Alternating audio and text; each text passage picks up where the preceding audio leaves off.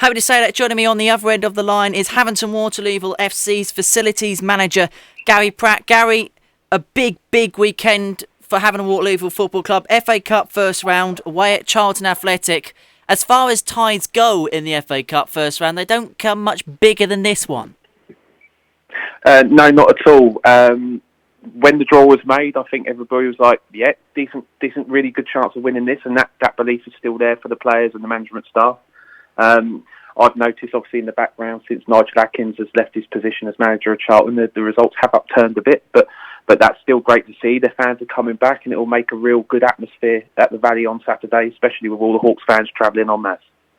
Behind the scenes, how busy has FA Cup week been? We were lucky to have the one last year, and I can imagine with it being a League One side, away from home, and all the other logistics that come with it, it must have been a busy couple of weeks.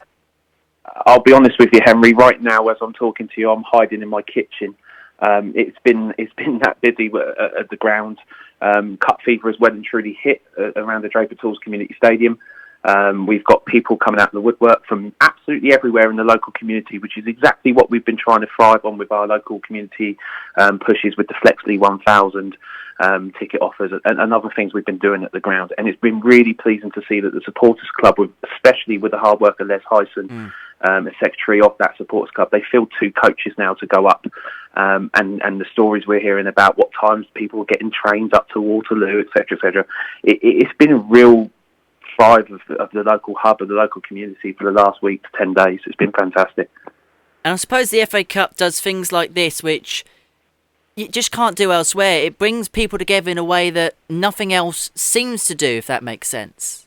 That's right. I mean, you've used the cliche before. The Gaffer, Paul Doswell's used it before.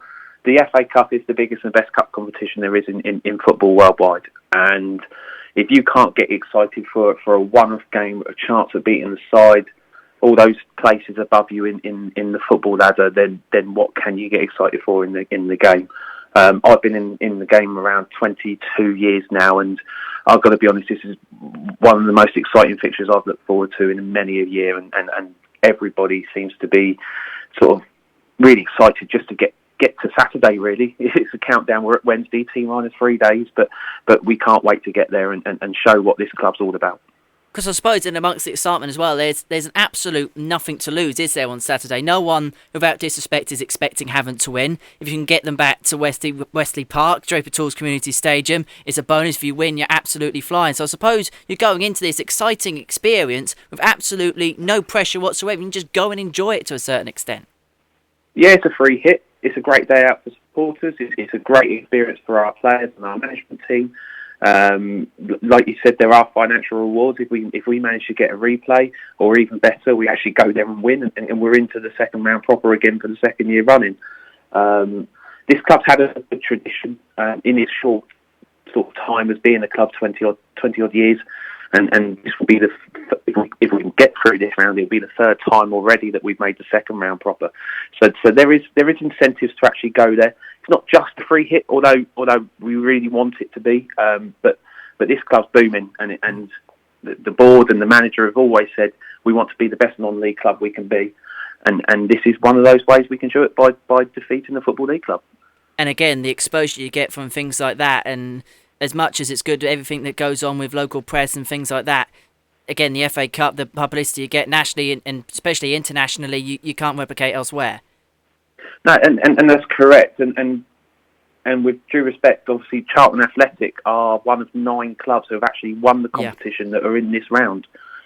But that's a major thing. I mean, to go to a club that's won the competition, that's played in front of 85,000 people before, plus before they redevelop their ground.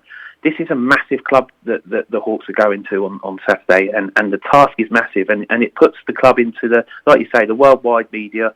It puts the club into the picture that it's not just a small town club near Portsmouth or near other cities, you know, and it's really putting them on their own footing and really striving like they have been doing for the last 6 to 12 months in the local community stuff. And now we're progressing, and the crowd's numbers are up, and everything's looking really rosy at the moment. And I suppose for you, behind the scenes, and you do work incredibly hard behind the scenes, you, Charlotte, Rich, and all the rest that work behind the scenes and trying to implement these new projects, these new schemes. this is your biggest seller for that, because if, again, regardless of the result on Saturday, you're getting yourself in front of a big audience, and you can sell this almost dream that Havant are trying to provide, the community schemes, the 3G pitch, all the other stuff which I can't think off the top of my head that you do behind the scenes. You've got this great opportunity to say, well, this is a football club that is not just a club that plays on a Saturday and then you just come back the Saturday after. This is a 7 day a week. This is a proper community football club trying to serve the communities of Havant and beyond. Yeah, you're dead right there. I mean, it would be remiss of me if I didn't thank our 6 community partners who have actually put hands in their pockets to help these community schemes to keep prices of football down for those in the Lee Park and the Havant area. I mean, the work that Draper Tools have done, Paris Smith, Drew Smith, Cummins and Pope, Gibbs and Dandy, it's been fantastic, and without those guys, along with a local company called Stag Security, it's been brilliant. We've managed to provide 264 children the opportunity of playing onside the stadium pitch during half term last week at just £10 a day for 6 hours on the holiday course. We've had over 180 teams now playing in our half-term or summer holiday tournaments that are local children ages between 7 and 15. We've also merged with Padmore Rovers Youth to create our own youth section again, something that the club haven't had in their 22-year existence. So even starting at the lower level there to today alone, Hawks walking football for those over 50 years old, they won a tournament, a county tournament in Eastleigh. So the progression is all the way through from 7 years old to, I think our oldest player playing is 83 years old within the club's community scheme now. And that's what we're looking for. It's football for all. It's what the FA brand, football for all. It's the environment that we bring. And without the artificial pitch, we wouldn't be able to do it. The Torquay game just wouldn't have been played in the replay in the previous round. It was that wet for those that were there that grass pitch would have been called off at about 2:00 in the afternoon. So the investment has been brilliant. The fact that the local community are now buying into it really well post-COVID has been fantastic, and we just hope that it continues to grow in the real great schemes that have been going on at the present time. You even found a way to name drop 6 partners on a commercial radio station, which I really like from you, Gary. You know me, mate. I do, unfortunately. Very quickly, before we round up, let's just talk about this new building at the football club on the corner next to the entrance where the porter cabins used to be. I know it was something that's been on the radar for about 12 to 18 months now. It's pretty much near completion, ready to go, and it's going to be a hub. It's going to have classrooms, it's going to have hospitality suites, it's got a hut where it can serve food. It's almost like the Hawks' HQ. Absolutely. So with great work from the board, with real good help from the Football Foundation, we've managed to actually create an environment for our academy to learn in a safe and warm environment.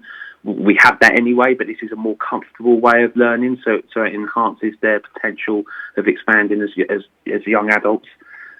We do have obviously a hospitality room in there as well.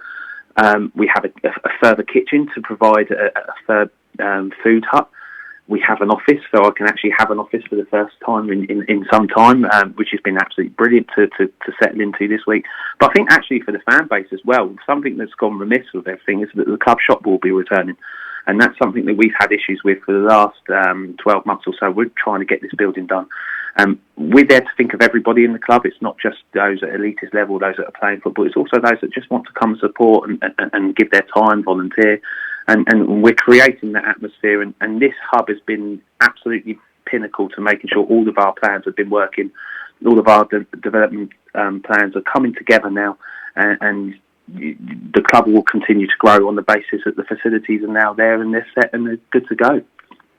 Well, Gary, I'll be listening, watching and glued from the sidelines on Saturday. Fortunately, I can't make it. I'll be on Express FM duty on Pompey Live. So I'm wishing you, everyone at Havant, all the very best on Saturday. And hopefully, come Saturday night, there might be a couple of bits of libations on the end of a good result. Thanks, Tennis. You take care, and hopefully we'll catch you up soon at the ground.